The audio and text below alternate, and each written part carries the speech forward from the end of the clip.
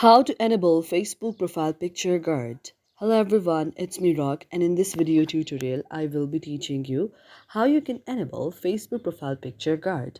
In order to enable the Facebook profile picture guard, first of all you have to just open the Facebook application on your device. After opening the Facebook application on your device, you can proceed to the option of your profile on the very Facebook. Then you can go to the three dots on the very right. After going to the three dots on the right, now you can see an interface like this here.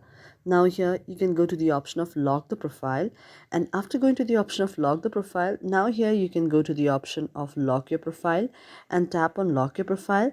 Now after you tap on lock your profile, your very Facebook profile will be locked and you are done. Now this way only the people that are your friends can only see your profile picture or any of the other post, otherwise you are locked in the Facebook. Thank you for watching our video, and if you really like it, do not forget to subscribe our channel.